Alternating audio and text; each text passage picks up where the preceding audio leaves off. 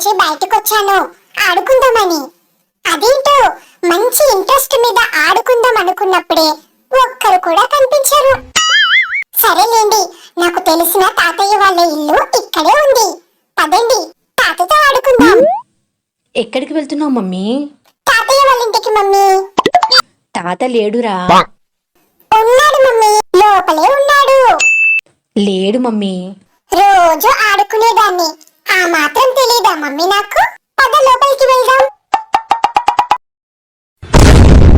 రావడం అయితే బాగానే వచ్చాను, కానీ ఇంతకీ ఇంట్లో తాత ఉన్నాడో లేదో ఒక్కసారి డోర్ కొట్టి చూద్దాం. తాత తాత, డోర్ తీ తాత, నేను కృష్ణ తులసిని వచ్చాను. ఒక్కసారి డోర్ తీ. తలుపులు తెరిసే ఉన్నాయి.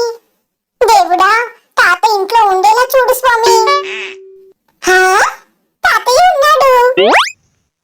అమ్మో చిట్టి తల్లి, మా ఇంటికొచ్చావా నువ్వు? అవును తాతయ్య, నీతో ఆడుకోవడానికి. అమ్మ అస్సలు నమ్మడం లేదు నువ్వు ఇంట్లో ఉంటావంటే. అవునా, నా చిట్టి తల్లికి అన్ని తెలిసిపోతాయి. తాతయ్య, నువ్వు డిషం డిషం ఫైటింగ్ లో సినిమా చూస్తున్నావా? అవును తల్లి. నువ్వు బయటికి రావచ్చు కదా తాతయ్య, ఇద్దరం ఆడుకునే వాళ్ళం. నువ్వెప్పుడొస్తావని చూస్తున్నాను తల్లి. అవునా, సరే మమ్మీ, నువ్వు అన్నం ఇక్కడికి తీసుకునిరా, ఇక్కడే తింటాను.